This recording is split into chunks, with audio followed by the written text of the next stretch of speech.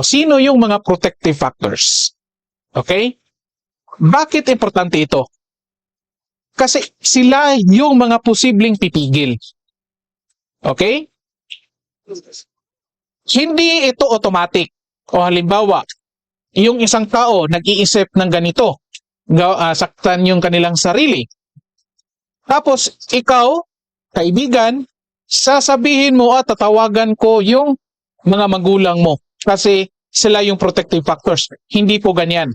Okay? Unfortunately, karamihan, again unfortunately, ang meron ng mga cases, lalong-lalo na dito sa yung last time, may sa isang paaralan dito, nag-commit. Bakit?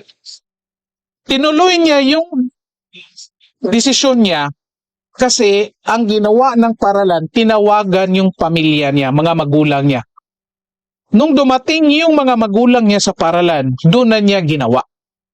So, ibig sabihin doon, yung mga magulang niya ay hindi protective factors.